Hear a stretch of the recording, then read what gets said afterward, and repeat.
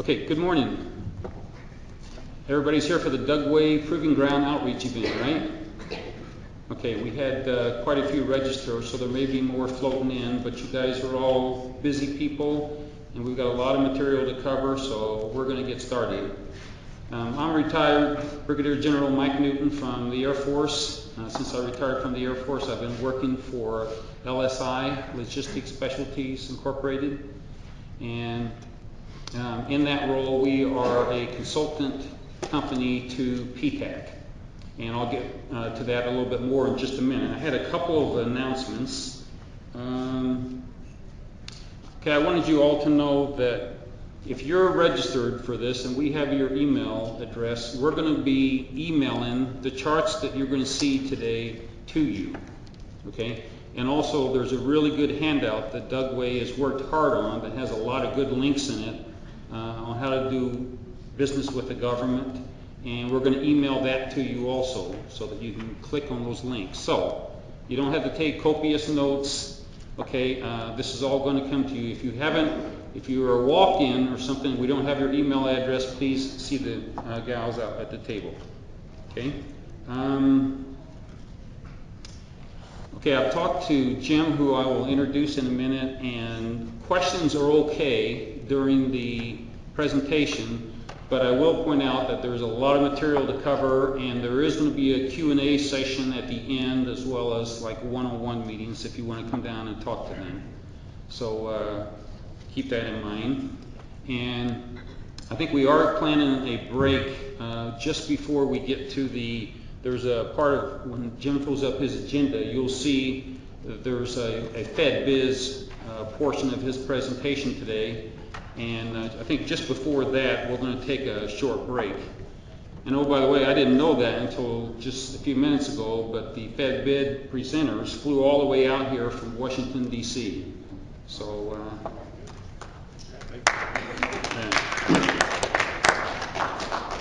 okay, and so we'll have that break, but if you need to walk out before then, the restrooms are just out down the hall to the right, and they're right there on the corner, okay? So, back to our partnership with PTAC. We are very proud to be associated with the Utah PTAC. We've observed PTAC across the country. Most states have one, and we're really proud to be associated with ours because we feel it's one of the very, very best. And it's been a great partnership with great results.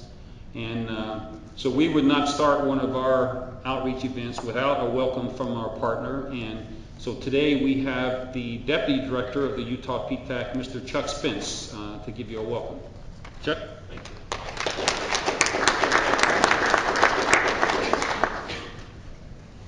Let's see. Get wired up here.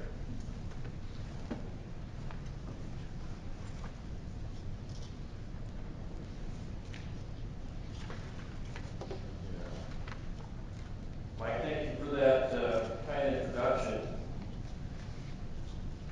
And we'd like to welcome our PTAC clients here with us this morning. Thank you for taking a couple of hours out of your busy schedules. We think this is going to be well worth your time. And I'll get into more detail here in just a minute about that. You know, in government procurement, we often hear language to the effect that, hey, if you see a solicitation for the first time on federal business opportunities, it's probably too late. That may or may not be accurate. But today, you get to hear a great opportunity.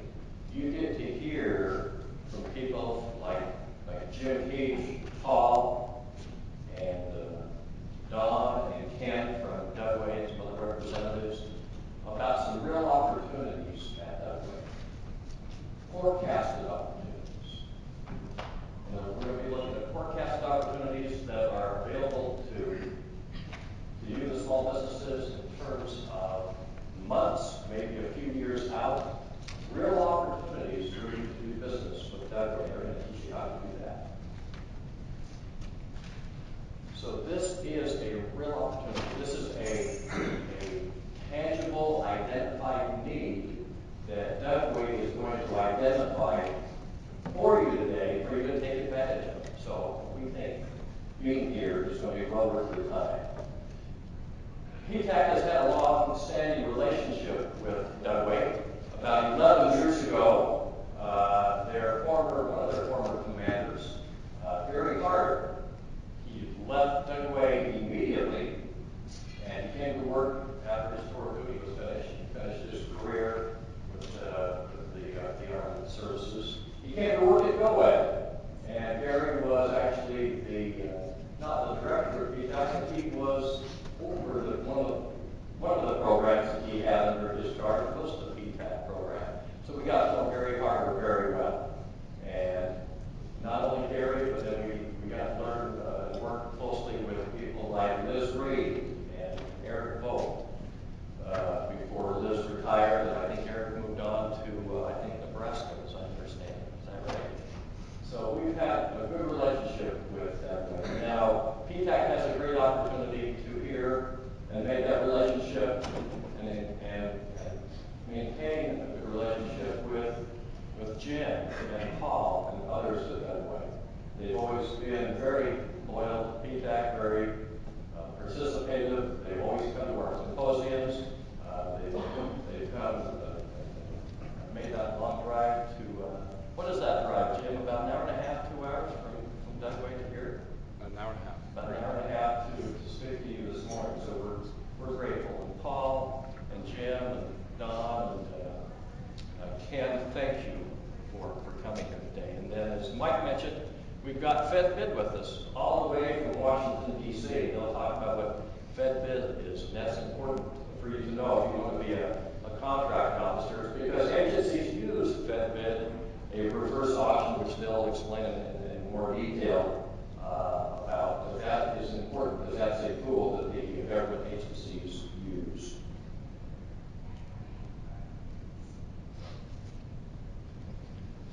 So as you listen to their presentation today, and as you see an RFQ or RFP at Dugway, this might be in the future, or really any other agency for that matter, we want you to come and talk to the members of the PTAC team about that, because that's what we're here.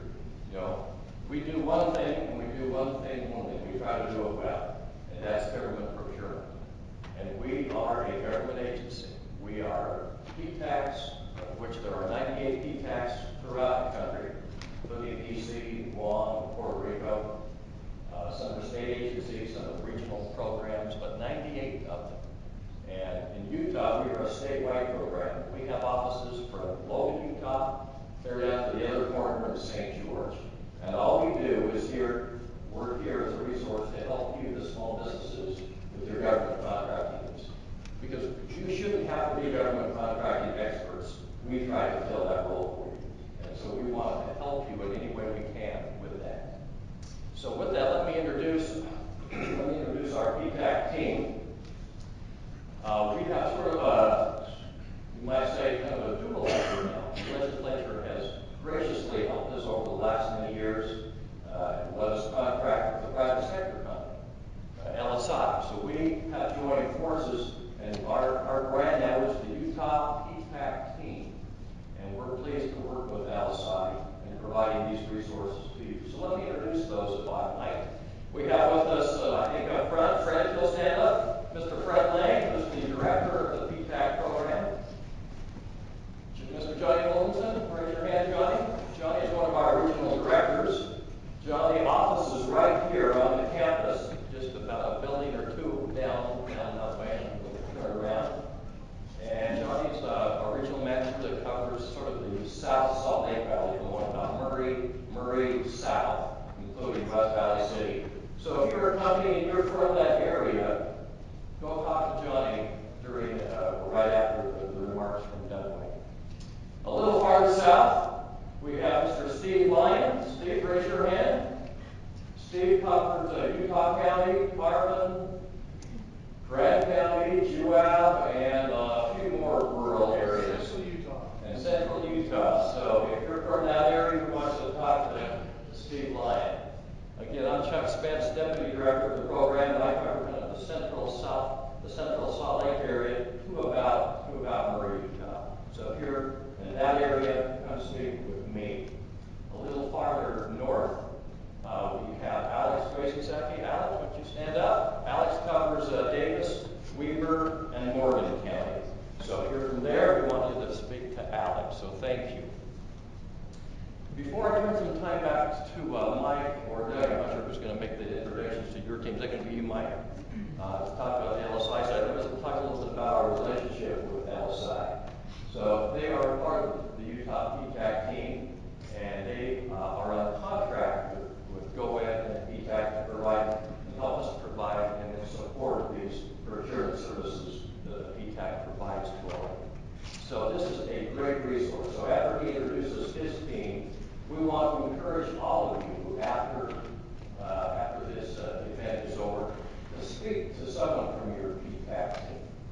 We'll help you with whatever phase you might be in. If you need registration, if you need help understanding our regulations, if you need help finding bid opportunities or how to propose on an RFP or an RFQ, we will help you with all of that. So pay attention to what Dugway has to say. We're going to talk about forecasted opportunities, real opportunities, tangible opportunities for you, and then speak to members of the PTAC team afterwards. All right, thank you very much.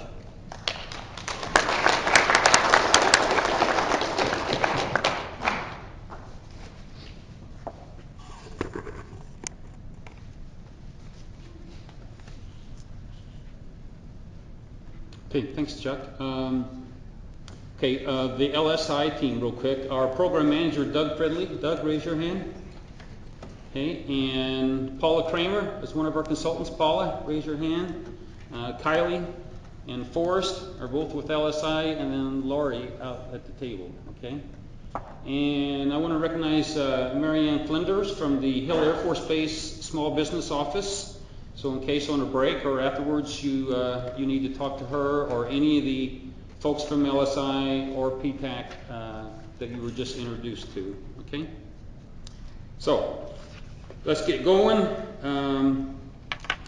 It's my honor to introduce Mr. Jim Keach. And Jim and I had a conversation this morning already. He's going to be introducing several people that will talk from the Dugway side, and so we've already agreed that we're going to make these introductions real short and sweet, okay?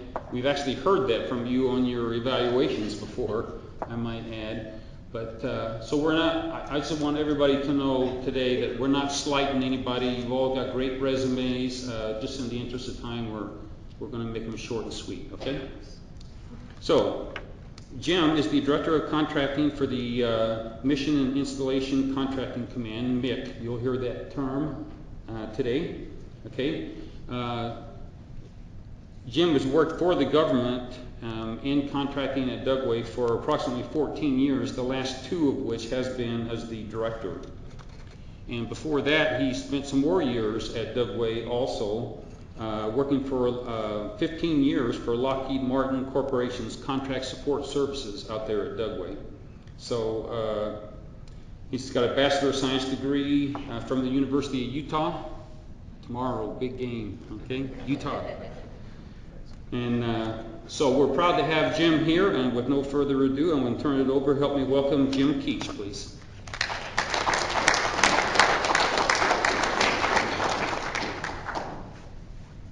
Well, good morning, everybody. We know that being here was a conscientious choice you made. You could have been many other places. Your business depends on that. And with that, we want to respect that time that you've given us today. You know that we've scheduled till about 1. It's probably honestly not going to go that long, but we want to give enough time that if there is a need for one-on-one, if you want to ask questions to Paul or myself or any of the other individuals here representing PTAC or LSI, certainly that will give us that opportunity. As an installation, we also rely on the senior leadership of our installation. MICC is there as a supporting organization for Dugway Proving Ground. We provide the majority of the contracting support for the installation, and our customers are the ones who define those requirements for us. And before we go too far, I do want to introduce, it actually says Colonel Kirshner up there. Unfortunately, he was not able to attend, but I do have the privilege and opportunity to introduce Dr. Kenneth Gritton to you. He is the Technical Director at Dugway Proving Ground. He previously assigned include the Director of the West Desert Test Center, Deputy Director of the West Desert Test Center, and divisional assignments in the offices of Department Undersecretary of the Army. During his career, he's worked in numerous areas of chemical and mineral processing. He is the author of numerous refereed and invited publications on topics to include experimental design, waste treatment, and waste stabilization. He has a Bachelor of Science in Chemical Engineering from the University of Utah. Again, go Utes. But I'd like to turn a few minutes over to Dr. Gritton for some comments regarding the Army Test and Evaluation Command. Dr. Gritton. Hey, good morning. I know you're not here to hear me because there's a lot of business to be done, and we invite you to bring your business to the table. I do bring you the regards and compliments of Colonel Sean Kirshner, who was not able to be here today. I'm Ken, so just remember Ken the redhead, and you'll be able to find me at Dugway, and I serve as the technical director and the deputy commander out there. Let me tell you what our mission is. Dugway is the nation's test facility for testing chemical and biological defensive measures for our warfighters, for our first responders, civil supports teams, as well as our elite operators who operate in the field. So if there's anything chemical or biologically related or a chemical or biological threat, the defense against that or the way to mitigate that or neutralize that threat gets tested at Dugway, and that's what we do. And so we have a lot of diverse needs. We're talking about, true story, a few years ago, you watch Phys Ops, we buy a lot of different stuff. We'll buy anything from nuts and bolts to highly specialized scientific equipment in the $1 million range. Anything that you could imagine that would be used in a laboratory setting or to replicate a threat in the theater of war, we probably buy it and use it. And some years ago we had an opportunity that hit the Fed Biz Ops, and it was a really strange and unique opportunity. And the next day our commander and his deputy at the time were on their way to brief the Senate Armed Services Committee on why in the world are you buying that. So watch Fed Biz Ops, because there'll be some interesting things, and not just the things that you expect, but just about anything that you could imagine. And I know that you have great services and products to bring to the table, and Mr. Keach is going to make it easy to do business with us because we need your support. We need your support to make sure that America and her allies come home safe every time if there's a chemical or a biological threat. We don't want that to harm our sons and daughters, our brothers and sisters. So thank you for being here. Let's take some time and make sure that we can do business together and make it easy to do business. Thanks for your time.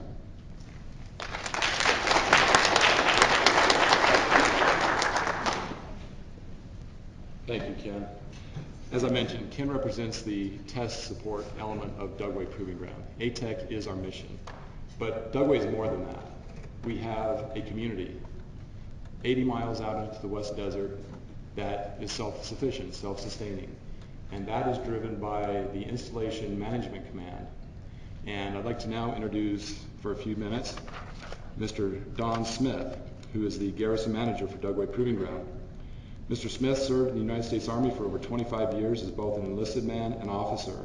During his military career with the U.S. Army, he served in both command and staff positions for ever-increasing authority, culminating in his assignment as Provost Marshal and can't even pronounce that word, in Germany. What is the name of that city?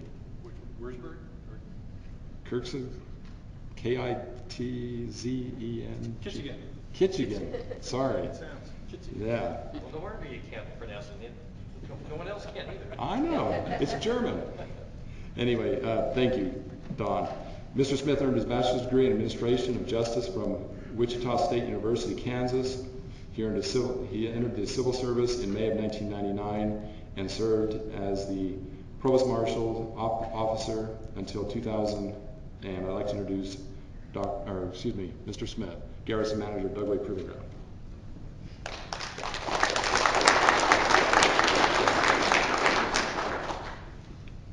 Okay, so I don't do police work anymore, but as a garrison manager, it's really the city manager, a county commissioner. It's a small city out here. Although we're a gated community, we got guards out there, but all the same construction things that a city does, we do the same thing. I spend millions of dollars every year, from plumbing, insulation, electrical. What are we doing now?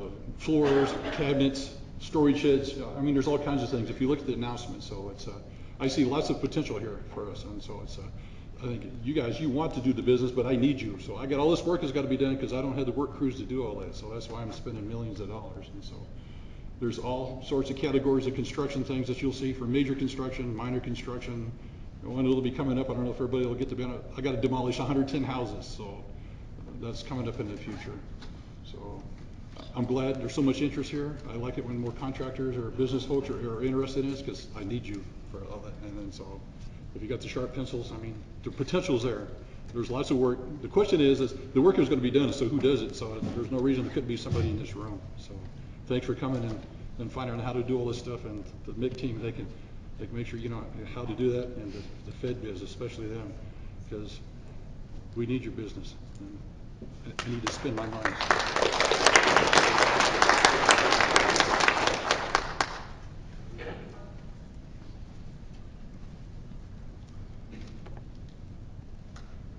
So one last introduction.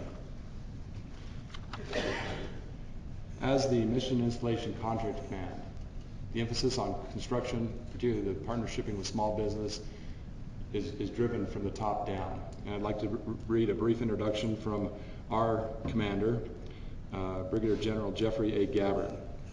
On behalf of the Mission Installation Contracting Command, Brigadier General Jeffrey A. Gabbard, and the more than 1,200 soldiers and civilians comprising the MICC family, it is a pleasure to welcome you to the MICC Dugway Open House. We are committed to building a ready, transparent, and accountable organization that is built on trust and respect, and this open house is a big part of that commitment. MICC stands committed to ensuring the promotion of early exchange of information about future acquisitions. An early exchange of information among industry and the program manager, contracting officer, and other participants in the acquisition process can identify and resolve concerns regarding the proposed acquisition and remedy any other industry concerns or questions. We want to talk to you and hear from you. We want to ensure that we hear. Sorry, let me start back there. And we want to ensure that you hear from us as early as possible in the acquisition life cycle. That exchange is what this open house is all about. So just real quickly, I don't want to go into a lot of detail. We come from the Army Contracting Command, through Army Material Command to Mission Installation Contracting Command.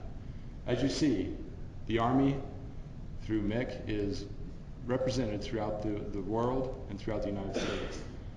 As you can see, Dugway Proving Ground falls under the 418th Contract Support Brigade of Fort Hood, who reports to General Gabbard. So who are we and what do we do? As we mentioned, we have the mission side, we have the installation side. In 2015, we did over 572 contract actions. Not necessarily significant in comparison to other larger installations, but certainly significant to our leadership at Dugway Proving Ground. Of that, there was over 63 million in contractual obligations. There were over 5,600 government purchase card transactions, culminating in over $5 million in obligations. There were over 380 small business contract actions, which should pique your interest and curiosity. And of that, and that included $39 million in small business purchases. So as you see, we do a lot of small business acquisition at Dugway. The question you have is, how do I get there? What do I do to break that gate that Mr. Smith mentioned? We're not here today to give you the silver bullet or the magical answer necessarily. We're here to give you the tools that will help you understand what we do. We'd love the opportunity to interface one-on-one, the symposium that Chuck mentioned, a great way to interface. But at times we cannot go 1v1 to a contractor with a particular need when we know there are many out there that can offer the same thing. So through what we have to offer today, we're going to show you some tools, some avenues to get you to the point that you can find your way in. Again, we're not saying that we don't want the calls, but realize that we're going to rely on FedBid and other vehicles that you're going to see presented to you today to help you understand how to bust into that opportunity. Not only at Dugway Proving Ground, but across the nation and even perhaps around the world, depending on what you're looking for. So, small business is critical to our performance in the installation and the Army as a whole. Small business plays a critical role in the support of the U.S. Army mission and the overall strength of the U.S. industry. We know that small business is the backbone of U.S. industry. We reach out. The organization, the installation has small business goals, and we are driven by those, sometimes to the dismay and frustration of Dugway senior leadership, but we are committed as an organization, as a command, to the small business entities around the world, around the states, and particularly in our area here. So give you a little bit of idea of what we did last year to give you some ideas of where we're at and maybe how you fit into this mix, where you might see those opportunities to find a way into Dugway. So, as you know, our small business goals are committed to 8A certified, service-disabled veteran-owned, women-owned, and hub-zone contractors. As you can see in the chart off to the right, in this area here, the number of actions we completed in 2015 and the dollar amounts. So there is significant opportunities from everything from your 8A certified to your women-owned and certainly our hub zone. As it mentions up here, we have no set-asides for small disadvantaged set-asides for small disadvantaged business or veteran-owned small businesses, but you can see again down below, there has been a significant amount of action towards those entities as well. Looking at our major customers at Dugway, I mentioned the Army Test and Evaluation Command.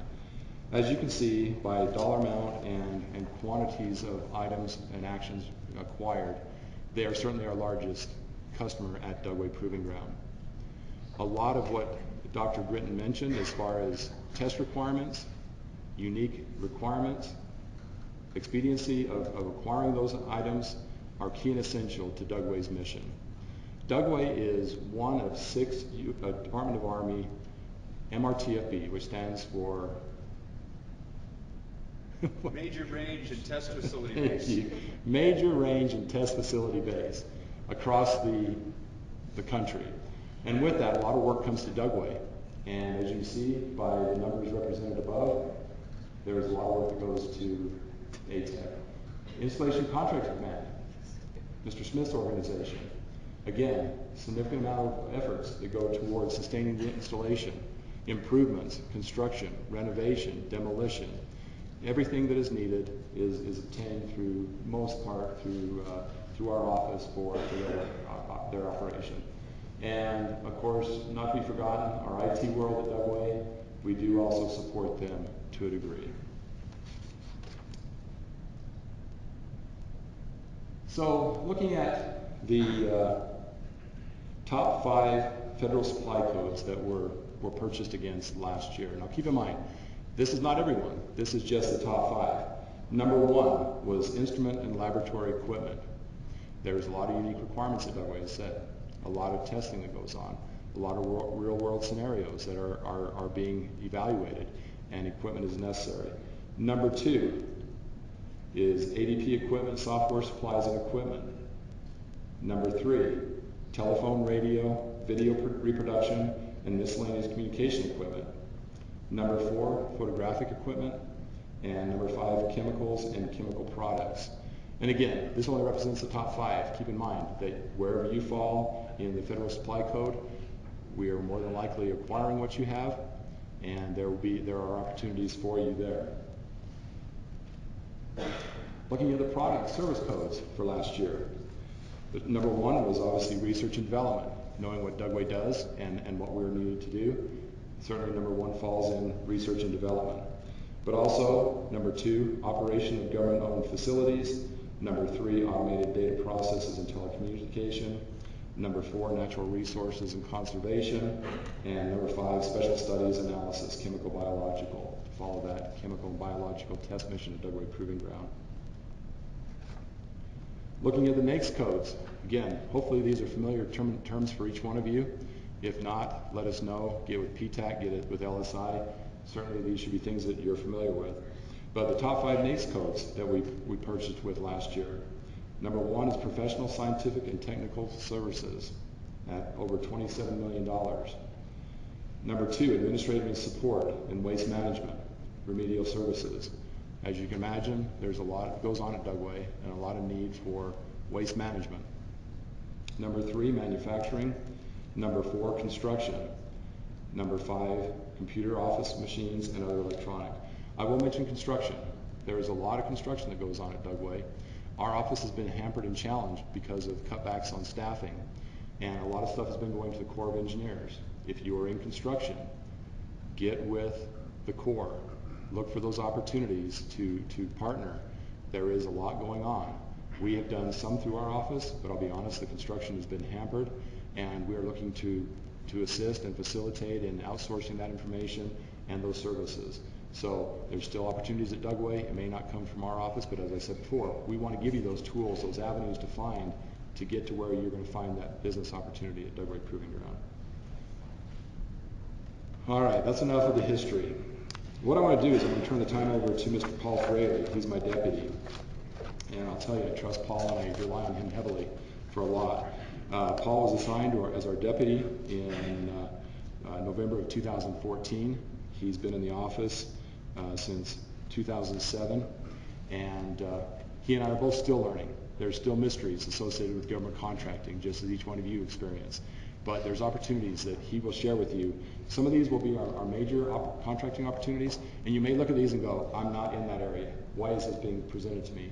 But Paul will be able to give you some information that will tell you where there may be subcontracting opportunities. Information that will be shared in the brochure, the packet that I believe it was Mike that mentioned, this doing business with MICC. This will be produced electronically and submitted to each one of you. And it does have information. It has links. It has information that will tell you who's out there, what do we need to do. Also in here, you'll find references on page, once you get this, page 13, that gives you actual contact information to our major contractors at Dugway Proving Ground right now. Jacobs Technology, who's our field and test support. I have the program manager's telephone number and email address. They are doing procurement for us. I have the name and address for the program manager for our base operations support contract, C. Martin, at the moment. Again, many opportunities of small business subcontracting opportunities. I also have the information for our custodial support. Now, again, it's a very small company, maybe some opportunities for materials, if that is where your niche falls.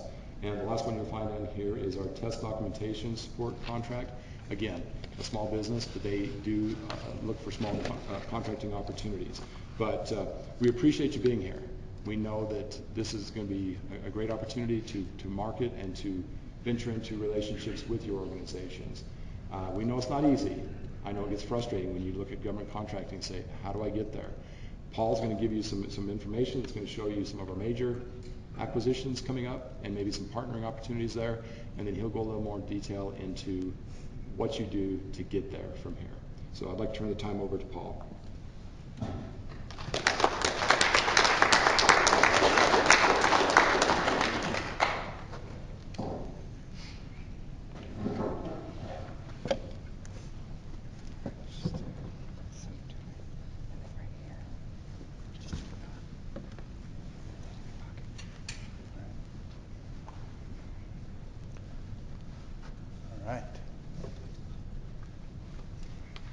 Thanks, Jim. I'm Paul Fraley, Deputy Director at Dugway Proving Ground Contracting Office. Deputy Director sounds kind of like a spot somewhere up towards the top. What I probably spend 95% of my time doing is contracting officer work. I am the contracting officer for all of the pre-award actions and some administrative actions at Dugway Proving Grounds. So I have a constant stream of requirements that come across my desk every day, all day, right now probably, that we're trying to buy supplies and services for.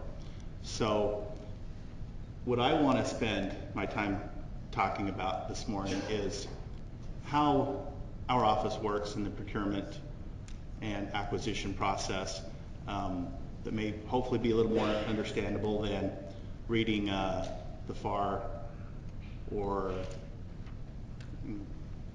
detailed manuals on how contracting offices work. So as Jim said, we're going to talk about some of the upcoming opportunities that we have, and also our day-to-day activities that our specialists in our office receive from our customers, and how we work those, and how you as contractors can get involved with what we do at Dugway. Data Sciences Support Services is a contract that we currently have right now, and it ends August 2017. It is programming services, database services, help desk services, automation support for the test center out west. And it is about I think it's slated to be about a $15 million contract over a 5-year period. We are working this contract through our Fort Hood location at MICC. So in the past we've done those contracts locally, but we have specialists that are working out of our MICC headquarters office or our MICC Fort Hood office that are going to be putting those contracts together, solicitations, etc. I don't think Jim talked about that, but we have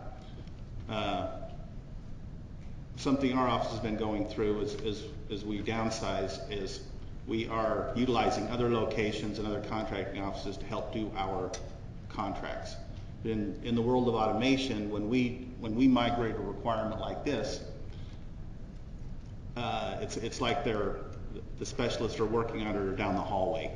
So we work with them, we provide them information and help with the solicitation, the proposals, market research, etc., until we get to a point of award, and then we'll continue with the administration of those contracts at Dugway.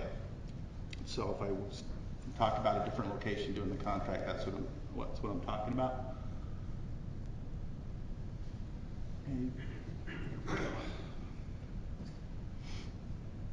So this slide talks about data sciences, and total contract value says $1.2 million, but it's going to be closer to $15 million over a 5-year period. And once again, that requirement, we give the contracting or the contractor community warning about these requirements when they come out. Not only am I telling everybody here, but the first stages of these requirements will be advertised on Federal Business Opportunities in a format known as a sources sought, where it's a very brief description of the general scope, and we are seeking information from vendors who may be interested. So if I mention sources sought, it's informal, it's not binding, it's basically a shout out, hey, who's interested in this, get us your information, and then we keep a database for possible suggested sources. Base Operations Support Services, currently that is with the C. Martin Company, and that is hopefully close to being awarded, or for the next 5-year period. We keep saying that every 6 months. We And anticipate the solicitation to come out sometime in May, June timeframe. so Jim just reminded me that hopefully the solicitation for this requirement is going to come out May or June. And obviously that'll be on federal biz opportunities. And as Jim mentioned earlier, we will provide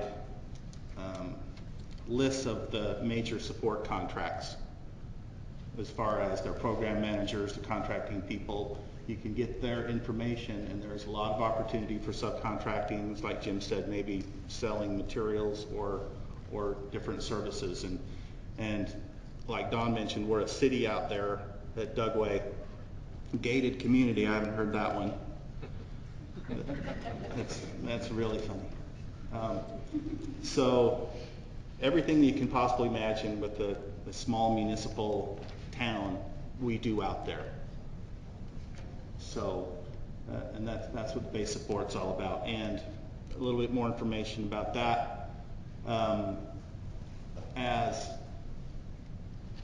our office and the government is working to put these larger contracts together and push work out to small businesses and multiple contractors, we may expect more smaller construction contracts to come out of the base operations, under the base operations umbrella, into single actions or other maybe multiple award task order type contracts or job order contracts for smaller contracting requirements or construction requirements. Moving on here.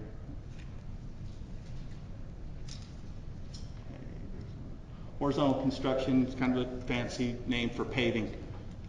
Everything you can think of to do with paving: concrete, asphalt, curb, gutters, fencing.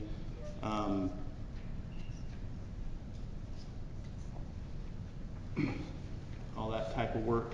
That contract, let's see, estimated start date is July of 2017. That's estimated. I don't know if we'll come close to that date, but current contract expires this summer, and we'll be looking for replacing that contract with the new one. And that one is being awarded by our Joint Base Lewis McCord Contracting Office, JBLM. And once again, that contract will be advertised on Fed Biz Ops. I'm sure sources sought will be forthcoming. C4IM support is, as you can see, help desk, telephone switch. It's basically our IT help contract. And follow-on contract for that is going to be done by the Network Enterprise Center of Excellence out of Fort Huachuca.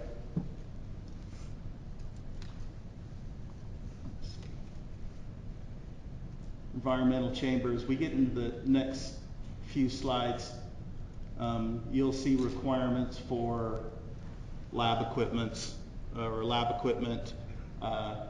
This is an environmental chamber. Dr. Gritton works in our ATEC, or our West Desert Test Center, which has a lot of interesting equipment out there. Lab equipment, air handling equipment. I mean, it could go on. It's quite the industrial area down there. Glove box. We do a lot of manufacturing of equipment. A glove box is you've seen them on TV and stuff or movies where it's a big, maybe it's a plexiglass or a glass or stainless steel thing with the holes in it. You put your hands in them with the gloves that are already in them. Glove box. And we get a lot of interest, like at the PTAC symposiums, from machining companies and fabrication places. And putting these glove boxes together is exactly that. Whether it's a glove box as big as this desk or half the size of this room, we do have opportunities for that, and those requirements are posted on Federal Biz Ops. Typically, the small one like this one may be on a Fed bid, depending on how extensive the requirement is. But once again, we have lots of interest for machining companies that want to do business at Dugway, and these are the type of requirements that you can get started out there. Okay, environmental chamber, vibration system. Without getting into too much detail about environmental chambers and vibration systems, as a test center, we have some folks out there that take equipment, vehicles, whatever, shake it, bake it, cook it, blow dust on it, spray whatever on it, and test it out. And requirements like this may be upwards of $500,000 or $1 million, and once again, those will be posted Federal Business Opportunities. Let's see. Job order contract for construction requirements. Definitely in the pre-planning phase of something like this. We don't know whether we would do it locally. Most likely it would be done through joint base Lewis McChord. The magnitude of that requirement we're not sure of. Jim, how much do you, what was the last one? Well, this is a new requirement. Many may know we had a multiple award task order contract at Dugway that expired about a year ago. And working with Mr. Smith, he's certainly interested in a job order contract that allow us the versatility and the ability to quickly go out and get certain skill sets off that job order. We're again working with our JBLM office to identify the conduit, the PWS, the performance work statement associated with that. Right now, our Garrison customer does have that, a copy of one they're looking at, and as soon as we can get that approved and validated, we're going to certainly engage with JBLM. It's an urgent requirement at Dugway, and we're trying to expedite it as quickly as we can. Thanks. All right, so I want to keep this part of the discussion fairly general. This talks about doing business with Dugway. We'll talk about some dollar thresholds here. Our office at Dugway will buy, like I said earlier, supplies and services. There's a threshold there of $3,500, and the reason we put that up there is we have many people out of Dugway that have government purchase cards, credit cards, and they can buy supplies up to $3,500 without coming through our office. And those folks are located throughout Dugway. They buy supplies and services if they're under $2,500. So small maintenance jobs that pop up, they'll buy those directly from vendors. Above those thresholds, we get in the form of a purchase request. We call them requirements. Majority of our IT hardware we buy through Army Chess. We'll get that and talk about that in a second here. All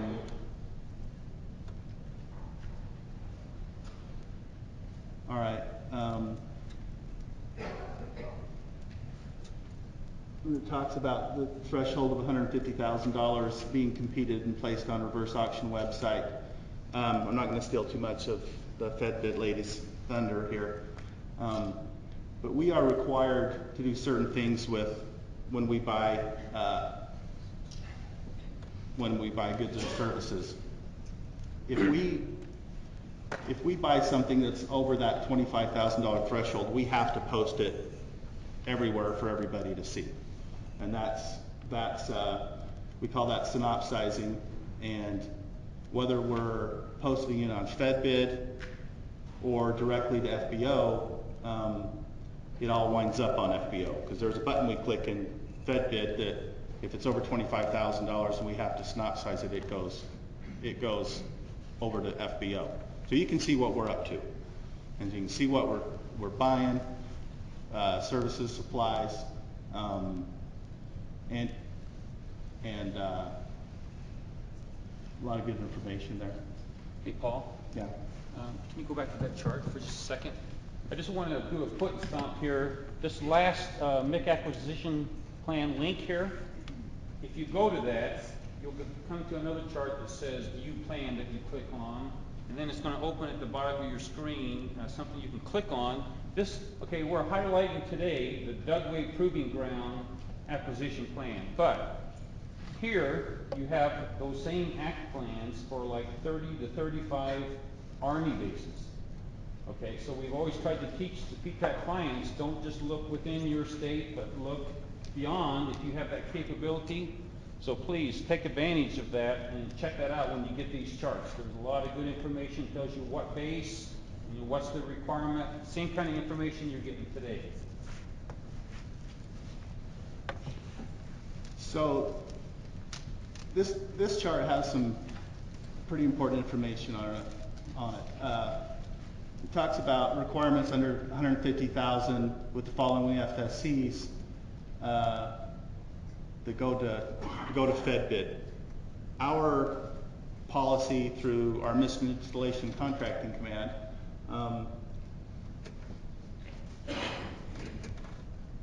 makes us do that. Okay, that's so if your FSCs like lab equipment 66, IT 70, 71, things like that, we will post on FedBid. If it's a sole source requirement, we're not required to, but typically we do because we've got to post it somewhere anyway. Chuck. Paul, if it's between, for our client's benefit, if it's between that 3,500 threshold and the 25,000, which kicks it up to FBO, if it's in between there, how do you recruit? If it's Chuck's question was, if it's over $3,500 and less than 25, are we required to synopsize it at FBO? No, we're not, but we are required to compete it. And the easiest way to compete a requirement is typically through FBO, because we get quotes, and so we'll do a lot of requirements that are 10,000, 12,000, 15 that will be on FedBizOps. If they're under $10,000, we can get 2 quotes. I can ask Chuck for a quote and Paula for a quote, and if they're both satisfactory as far as technical capabilities or whatever, we can go low bid without posting it. We don't really do a lot of those. Would be faster for us, but a lot of the stuff we get are over those dollar amounts.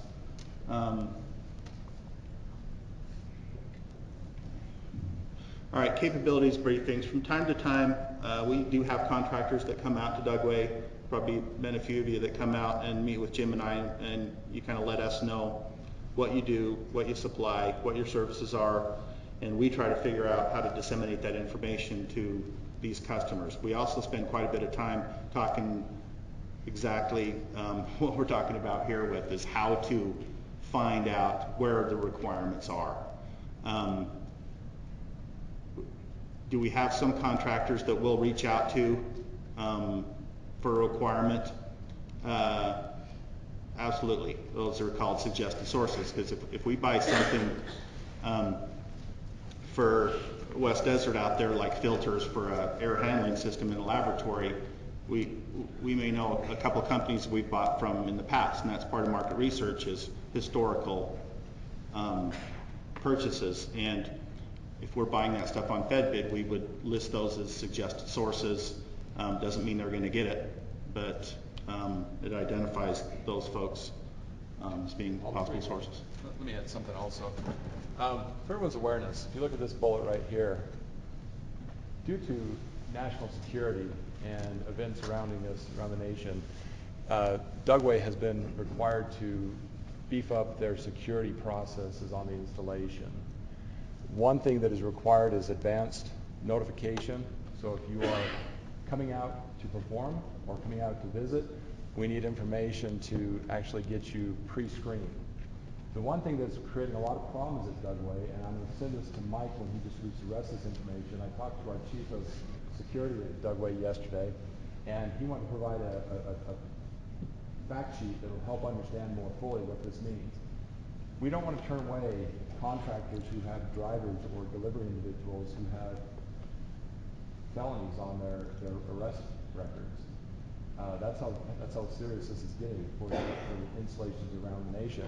So with this, I'm not discouraging you, but I want to be fully transparent here that there are some certain restrictions on who will be allowed on the installation and who will not.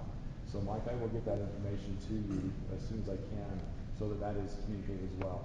Again, we're not wanting to discourage, but we're wanting everyone to have full awareness that there are some restrictions on who can come on the installation. We don't want, for example, cement trucks sitting at the gate with a driver who has no access to the base because of a restriction and the concrete hardening up inside the truck. So if you can help us out in that respect, we would certainly appreciate it. Thank you. One more thing with that. There's a part 2 to that.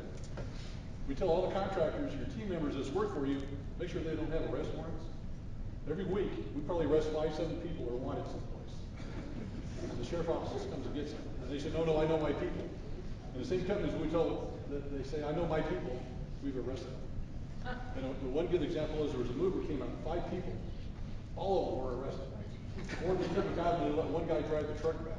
So they come move things. That's good to know, Don.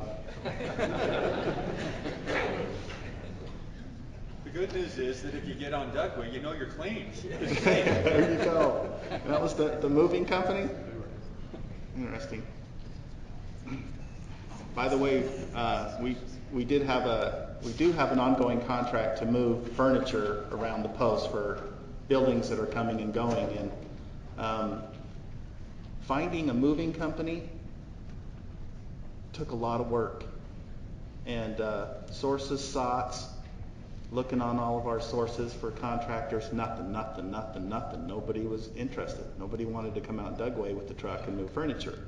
So I went on KSL to the services, typed in moving, and about 40 companies came up. And contacted a few of them, and we have, well, they're clean now, I guess.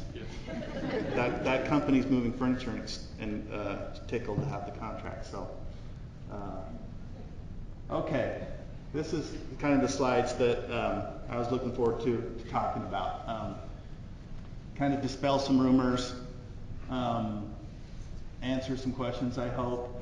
Let's talk about market research. Whenever we have a requirement, we're just talking about the moving contract, we have to do market research. It's required in the FAR. It's extensive.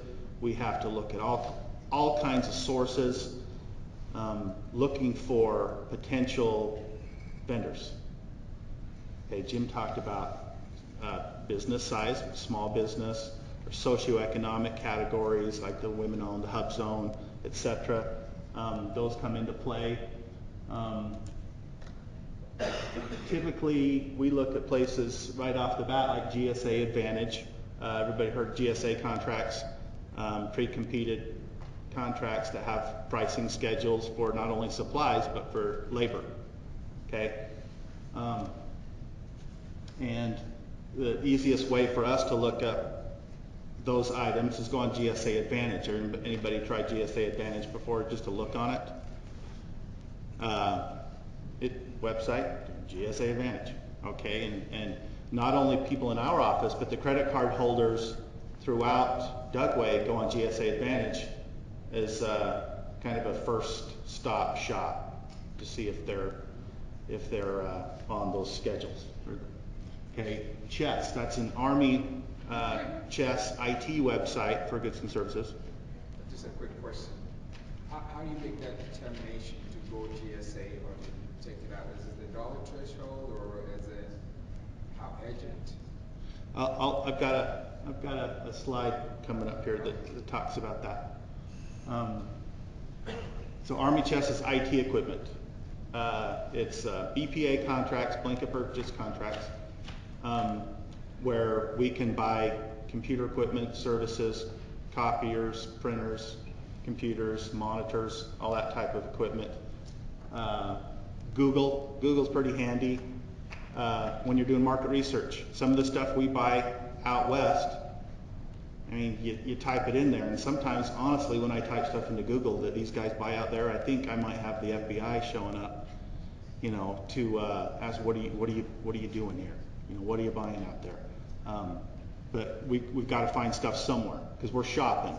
You know, when you guys go shopping for a truck or maybe a washer and dryer, you guys, you know, the internet, you know, or you just roll down to RC Willey and start looking around.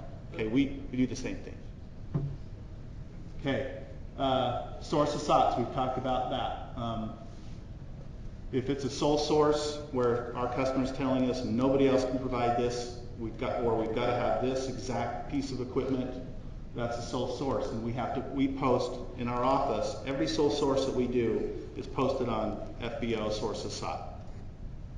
So we may be intending to buy only this certain item, but contractors can contact us and say, hey, I provide something just like that and it will work for you. And then we ask for specs, get with the customers, go back and forth, and open it up for the quote.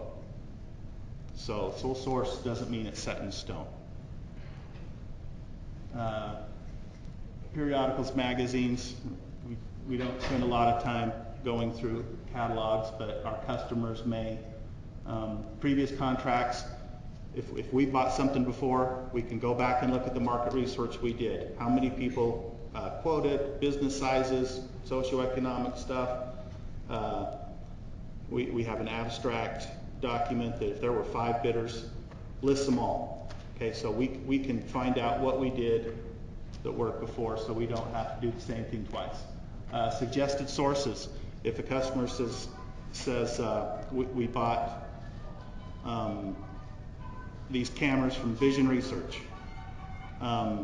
we will make sure that Vision Research knows that we're going out for new cameras or camera service.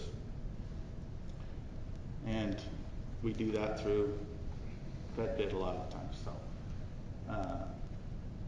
mandated sources. I don't know if everybody knows that Ability One is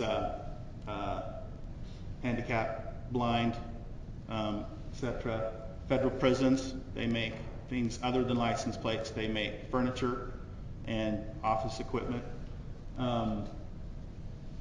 Vendor presentations like the Jim talked about earlier with folks coming out, trade shows, small business outreach events. That's market research. I meet people here that it might take a while, but we get quotes and we do business with them. Okay, FAR Part 8, question that we had earlier about when do we go to GSA? When do we go wherever? And when do we have to? Questions like that. This is straight out of the FAR. We just cut and pasted that right in there. FAR Part 8, you can go in there and read this. Tells us the pecking order where we have to shop first. Okay, inventories of the requiring agencies. If we have a warehouse full of products and we can just buy those from that warehouse, then we don't even get the requirement at Dugway. Okay, or Dugway contracting, I should say.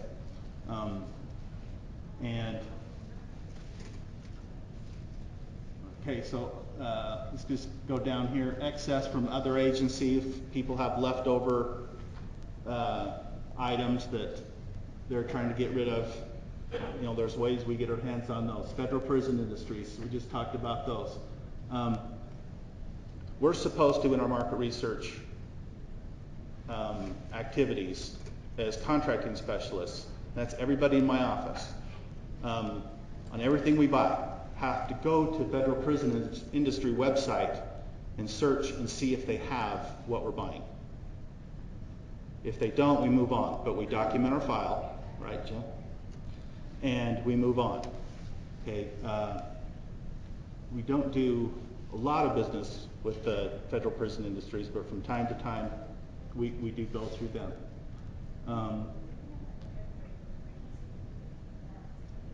Okay, blind, severely disabled, that's the ability one. Same thing, we go to their website and we look. Okay. Then, wholesale supply services such as stock programs of GSA. So we've got down through those 3 or 4 locations, and now we're at GSA. So we go to GSA Advantage and we search. Okay. So dollar threshold doesn't really matter. Our folks will buy credit card purchases from GSA. We'll buy we'll probably do 100 contracts in our office with GSA this year, and and large contracts too. I think one of our biggest contracts with GSA right now is propane. Okay, there's a couple of contractors on GSA competed for our propane contract at Dugway, and we'll work through them.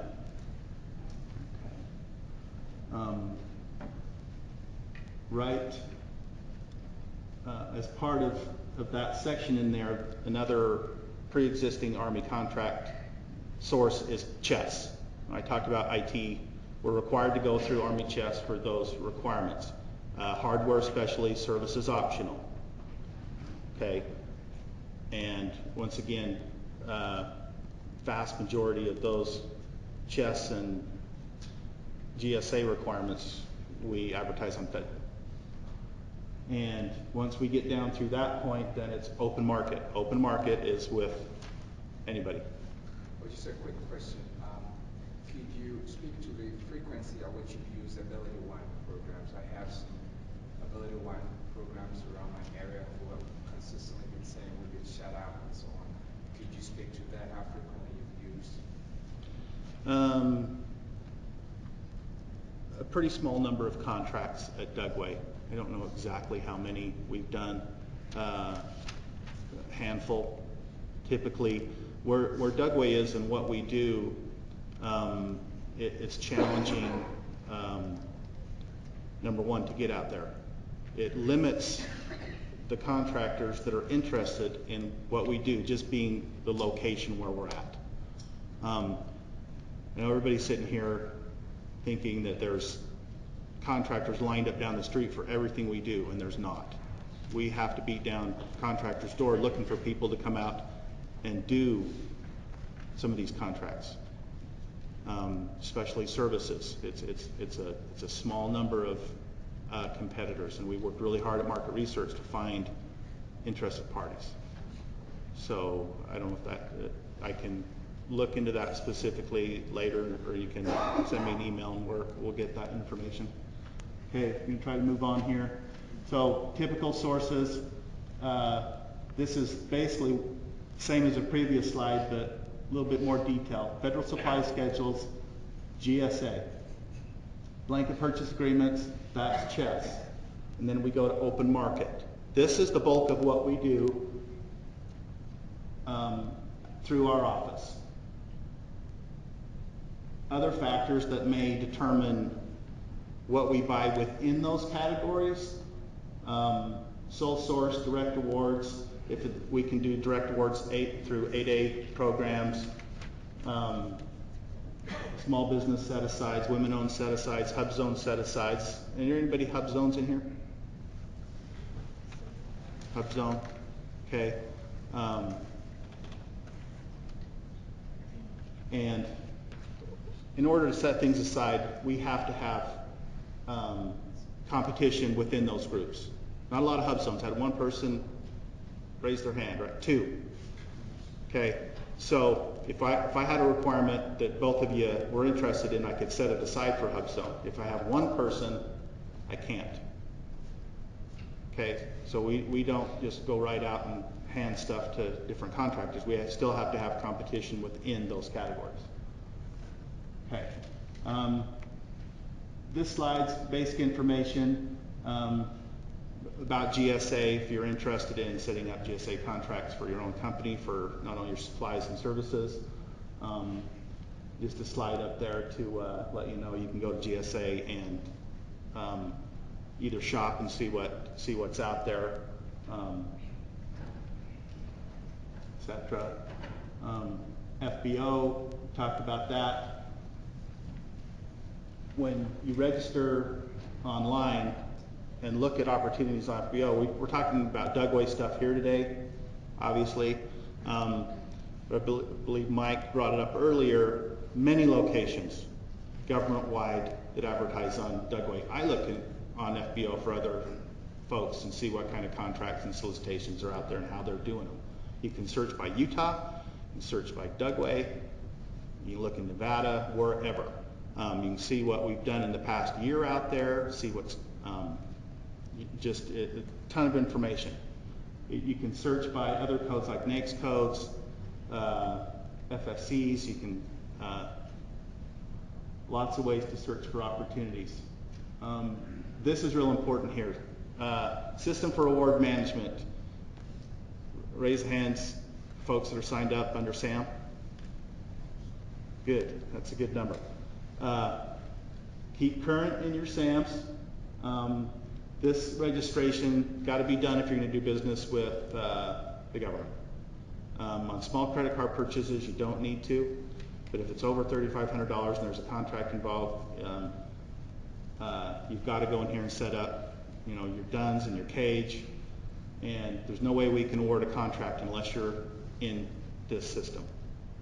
And once in a while we get a contractor who will bid and quote, and we're right to that point, but they're not set up.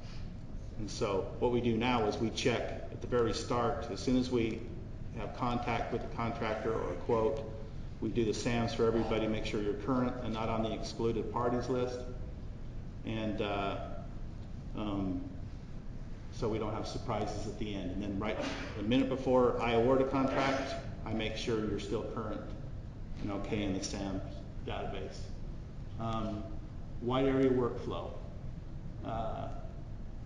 This is how we pay. And I get lots of compliments of how easy it is to work on this system. But once again, the only way we pay is electronically, and you got to be in the system to get paid. And when you go to the website, there's training on there. First couple times you muddle through getting paid by the government. We're there to answer questions and hopefully get you through it. Next is going to be the reverse auctioning website. And I know I kind of rambled through a lot of this stuff with contracting. There's so much information. There's so many what ifs and how-tos. During the breaks and stuff, come ask me a question. We'll talk about your specific company, or if you have a question on where we go, how we do it, dollar thresholds, types of contracts, set-asides, come talk to me. All right, thanks.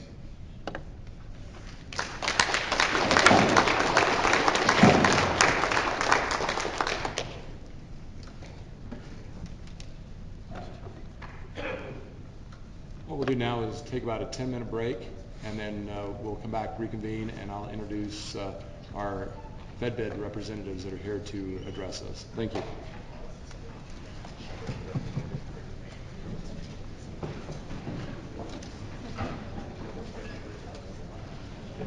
The funny part of I don't want to be arrested again. I just wanted to extend my card. I'm with PTAC. Go ahead.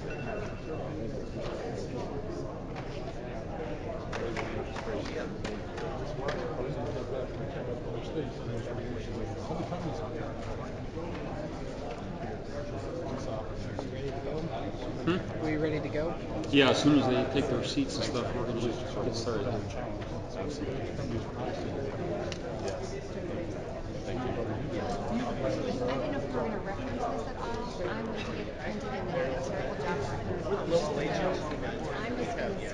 Okay, so if we can grab our seats. But you know what, I'll scan it. Yes, and let them know that. Okay.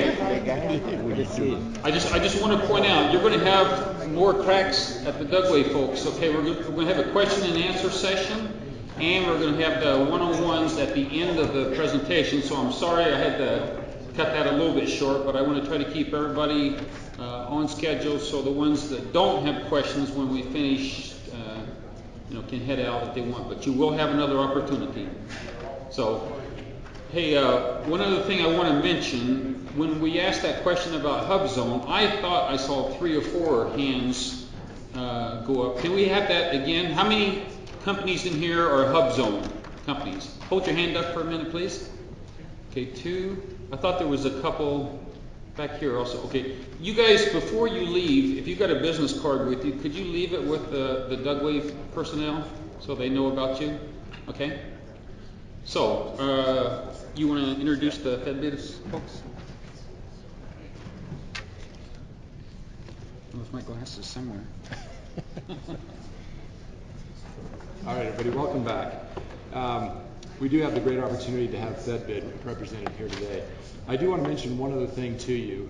We tried to get this trifold printed as a little tool for you that would assist in, again, some pointers information about Dugway, and LSI's had some troubles with the printing.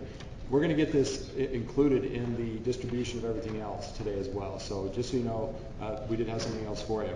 One of the requirements that was, or encouragements, I should say, from our headquarters was to involve the SBA and FedBid if an opportunity arose in an open house. And much to my surprise, when our 2 representatives from FedBid showed up today, I had no idea they'd flown all the way from DC, or we would have certainly reached out much sooner. I think we contacted you Monday, and here they are. So I would like to introduce Holly Gautier. She's one of our senior lead agents. Say it again. Senior account leads. Sorry. She's been with FedBid for 3 years. She began working in market operations, assisting sellers, and is currently an account operations working directly with buyers, and is the main POC for buyers at Dugway. So she's the one you certainly want to become familiar with. And Sarah Maffei, correct? Close enough? Sorry. Has been with FedBid for 1 year. So we'd like to introduce them, give them the opportunity to share with you the insights of what FedBid is. And as Paul identified, we use it quite a bit. So it will give you an opportunity to better understand it if you're not already in it. So I'll turn the time over to Holly and Sarah.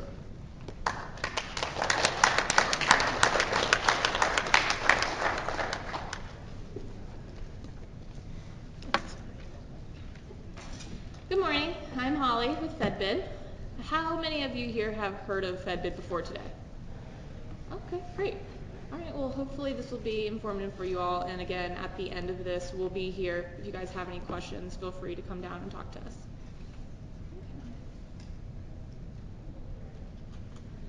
So FedBid, I'm going to run through this pretty quickly, about 15 minutes. FedBid is where our buyers, such as the one at Dugway, will get a requirement come across their desk, and they will post it to our marketplace.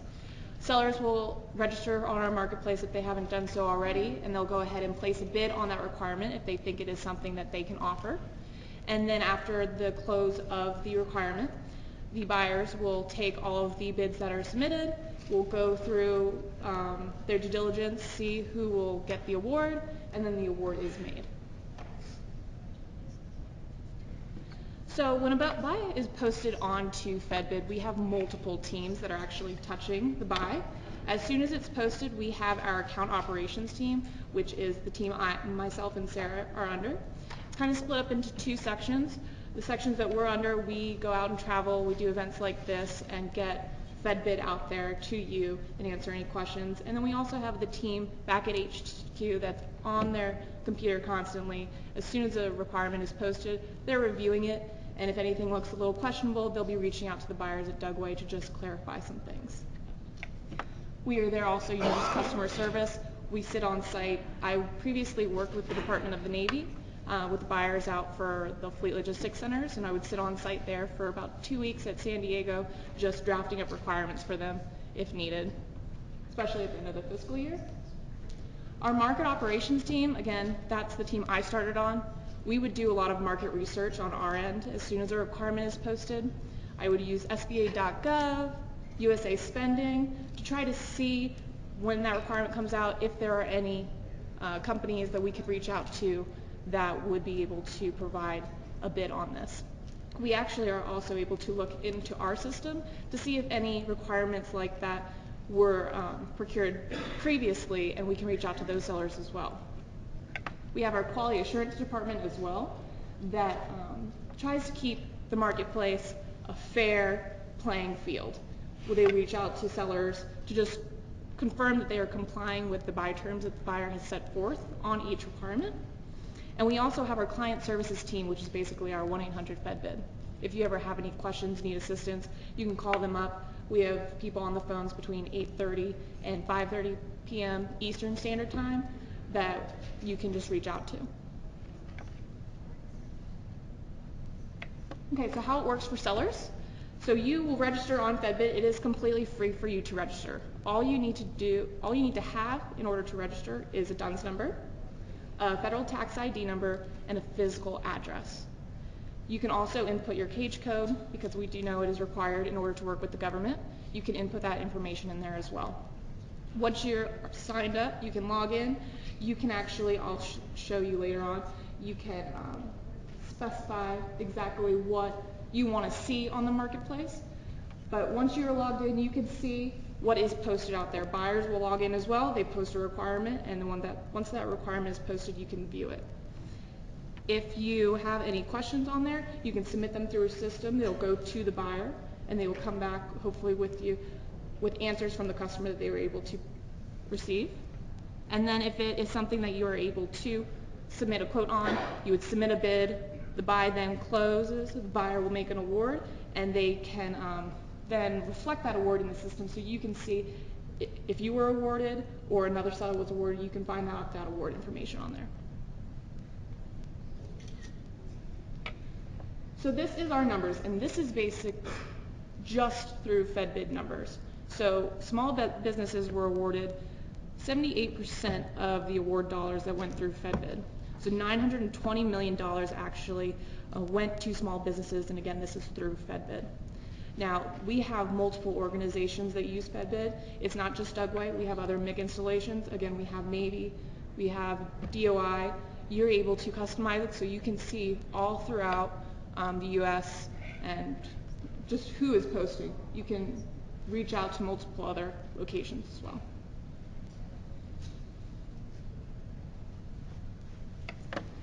So again, it is completely free for all sellers to register on the marketplace. There's no out-of-pocket cost whatsoever to you. As previously stated, there is a 0 to 3% fee that is incorporated onto every requirement, and that is something that was negotiated with our contract with the government. So once a buy is posted, a seller, say it's for IT equipment, and you are willing to offer $10,000 for that requirement. So our 3% fee will be added on top. The total will then be $10,300, and the buyer will see that final Fed bid price. So if you are chosen for the award, you will be awarded the full amount of the $10,300. You will then keep the price that you put in that you wanted, the $10,000, and then we will invoice you for the $300. So again, no out-of-pocket cost to you. It is something that is paid for by the buyer.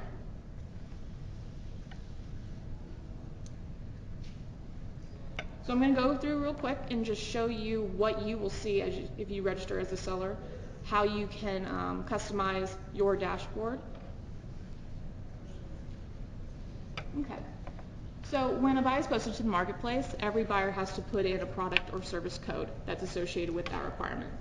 If say you work with just IT equipment and you want to only see things that come under category 70, you can actually customize it so you are only getting notifications for anything that is posted with that product category. We also have service categories as well. So if you have any services that you can provide for the IT equipment, you can click that off as well. If you just want to see everything that comes out, you can just leave it all as is.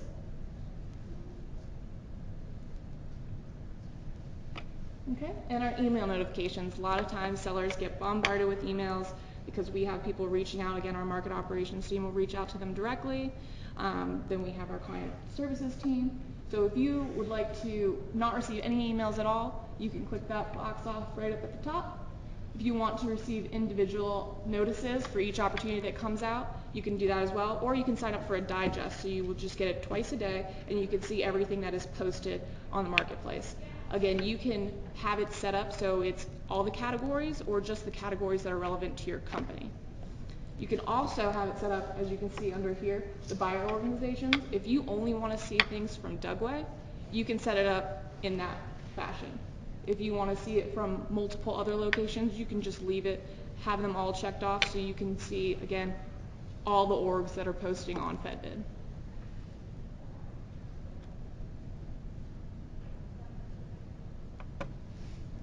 So this is what you're going to see. This is called our opportunities filter. So not sure if you can see right there on the top it says all opportunities. So that is everything that is posted on FedBid, currently live and on the marketplace that you could potentially submit a bid for. The tab that's right next to it says opportunities filter. So if you had gone through on the very first one where the product categories that we saw and you had customized it, that will just have those ones that you signed up for. So you can look through those and you can decide whether or not you would like to submit a bid. That star that you can see next to the buy number, that notifies, that is basically that this is on your watch list. So that's a new feature that we've come up with as well. If it's something that you may want to submit a bid for but haven't fully decided yet, you can just click that you want it to be on your watch list and you can go through that, and it's basically just saving that opportunity so you can come back and look at it at a later time. But as you can see too, we do have, not only is it just simple products, simple services, there are BPAs that go through our marketplace, there are IDIQs, service requirements with option years, and those, the third to last one, anything with multiple base plus option years will say option in the beginning of it. Okay. Now say you picked one of those requirements and you decided you'd like to submit a bid for it. This is going to be the first page that you see. On the top is where you're going to put in your description of what you're offering. You can have something very basic as just paper for this requirement, and then a seller reference number, and that's basically just for your documentation purposes. However you categorize your things, you can just put in whatever number. You can say it's for Dugway, however you keep your records. In the bidding requirements, this is what you will see that the buyer had actually selected. So you can see seller attachments here. Buyers can request that you attach additional information within your bid with specifications for the product, maybe past performance sheets. This is where it's showing you that that's what they are requesting. This one was for an open market requirement. Again, we do GSA requirements, we have chest requirements, and that's why there's contract number, contract owner. That's where you can input that information as well. The delivery days, right now it's saying that the buyer requires delivery to be less than or equal to the specified delivery days that are there, so 30. If you cannot deliver within those 30 days, it'll jump back at you and bring you back to this to show you that that was a requirement. Sometimes it's listed as preferred. Yes? When you see the 30-day on there, I try to get my specialists to conscientiously think about their requirements. If they ask for 30 days, it should be realistic and not hurt competition. If you have to have it 30 days, put 30 days. But constantly I see, you know, stuff that we get that's over 30 days, and I think, or, you know, we didn't get it in the first 30 days, and I'm wondering if the contractors out there that didn't bid because they knew they couldn't get that, you know, 5,000 kW generated to us in 30 days, you know. So they're going to get to the Q&A part, or you can ask the specialist questions through the system. So whenever something happens that doesn't make sense, ask a question through that bid, because our specialists are not as near as expert in what they're buying as you guys are, or their customer. So it helps us if you ask questions. Thanks. So they do have an option of putting required or preferred, and you'll be able to see that when you're submitting your bid. For underneath there, you'll see exact match only. We've actually changed that terminology. It's brand name only to correspond with you all, because we know that is a requirement. If it's for a product specific to a manufacturer and a product number, then we recommend that purchase description. But we have all sorts of ones that you guys can see. And then buy attachments at the bottom. If a buyer has included anything, maybe like a statement of work, you can see that as well. You can download it, you can take a look at it, and further review whether or not you believe this is something you can submit a bid for. So this is the second page. Again, there's only 3 pages when you're submitting a bid. The second page, if you have any questions like he just said, right at the top there is a question mark button. You can submit any questions that you have about this procurement directly to the buyer. And then there's that watch by link as well that you can click on. So seller attachments, this is where you can attach any of the requirements that were asked for by the buyer. You can upload them right there. The line items, since this is an exact match only buy, there's no room for you to add a description of what you're offering. So that's definitely why we do recommend attaching anything that is showing what you're offering to them, to just confirm that you're offering the exact match, the specifications, things like that. If it was, say, a meter exceed buy, you need to meet the specifications listed, there will be a description box where you guys can actually put in information of what you are offering. So the unit price, right now this one is asking for 80 cases. We ask that you just put in the price of one case, because our system will actually automatically multiply it out for you, so you don't have to do that. Say you're willing to offer it at one price, you can put that in. That's going to be your initial price and the unit price. If you're willing to maybe fluctuate a little bit, put $1 or $2 less, you can put that in the stop auto rebid box, and it will automatically reduce it to that price if, say, this is a very competitive bid and there are other people competing as well. You can always change your bid price, lower it while the buy is open. You can do that automatically or by using that stop auto rebid box. If you see included in line item, that's say if all of the price is just in, if you included shipping within the copy paper line items, you can just say included in line item 1. So you don't have to enter in pricing for that.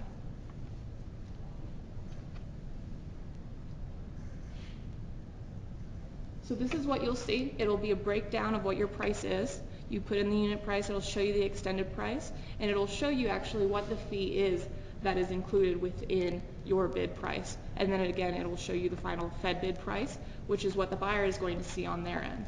Again, they are aware there's a fee, and this is just to be transparent with you so you can see what exactly the fee is that is associated with your bid. And if this looks all good to you, you're ready to submit, you can press the submit bid button that's in orange on the very end. Or if you're not ready to yet, you can always just save a draft of your bid and come back in at a later point in time and submit it. So once it's submitted, you'll see it in your active bids folder. You can keep an eye on it. Again, you can see exactly how many hours, minutes, seconds are left in the time of the buy. And you can see a status right next to it. You'll see in this one it says the status of lead. So that clearly means we had the most competitive price. If you see a status of lag, there's only 2 statuses you'll see, lead or lag. Lag clearly means you do not have the most competitive price at the time. That could be due to the target price that's listed by the buyer, or that maybe there is another seller that just has a more competitive price than you. And again, while the buy is open, you can rebid at any point in time, and that's what the blue button on the end is for.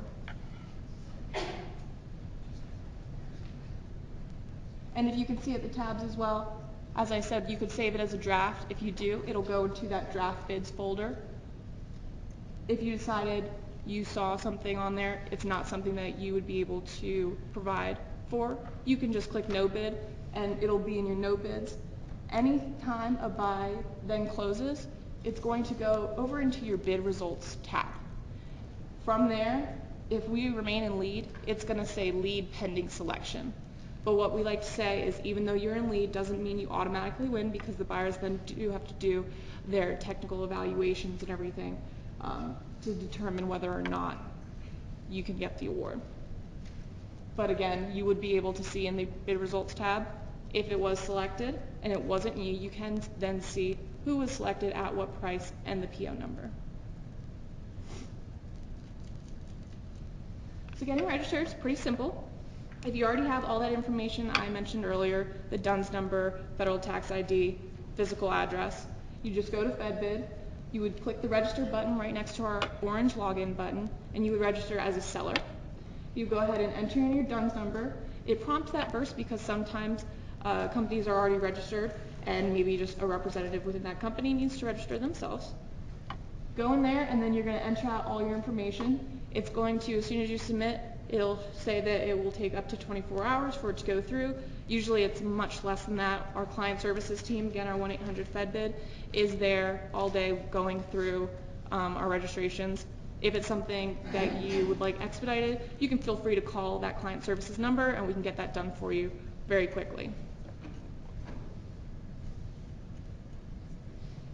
Again, there's our client services number. Here's my information as well as my colleague Sarah. If you guys have any questions for us, please feel free to come down at the end. We're happy to talk about it with you. And we also have business cards as well that we can pass out to you. Yes. Sarah, I'm Holly. Oh, Holly, I'm sorry, Sarah, as always.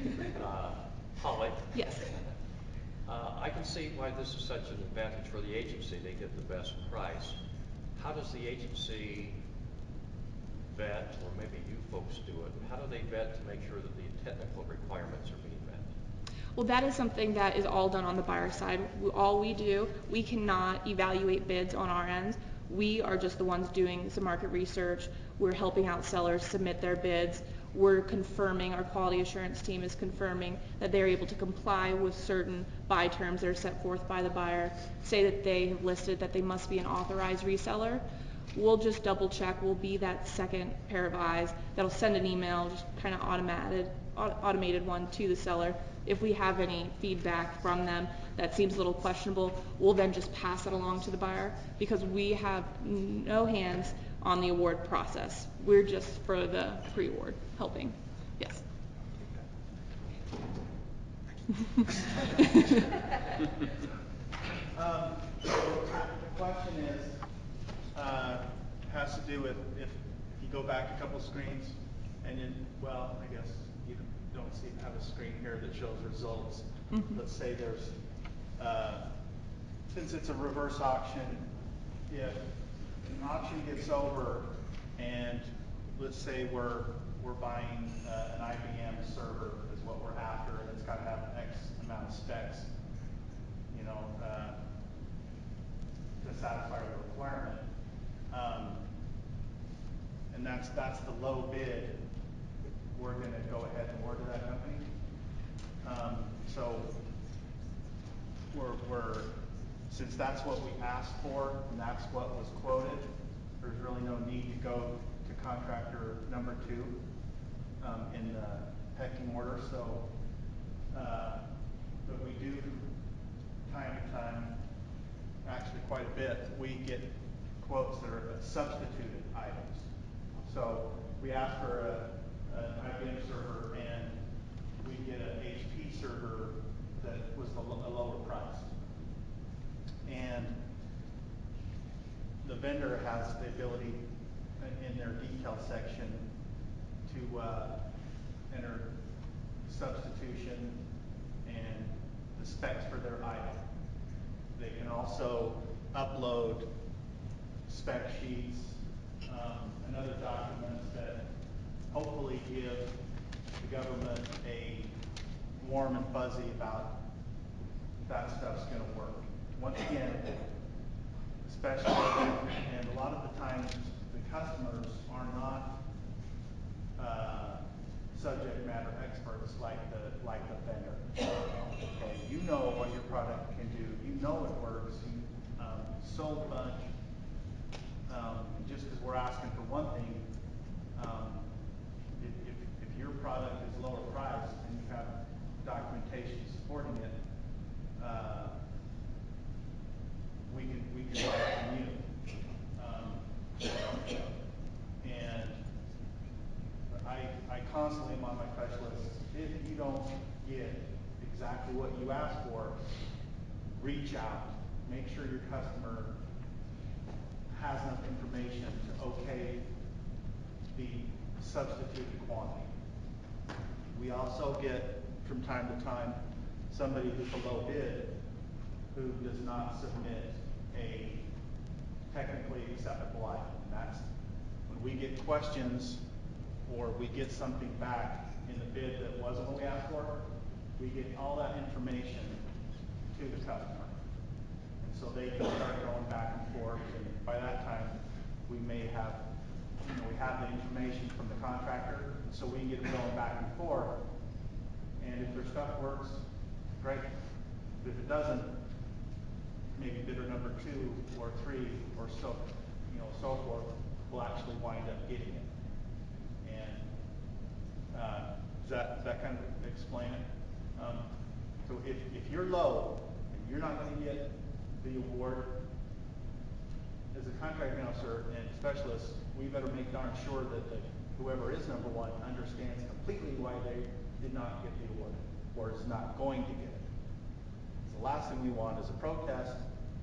We want everybody to, basically handshake and understand what and why and where, so we get the best bit of equipment or service for the government and keeps customers happy and contractors happy. All right, so that's all we have for you today. Thank you.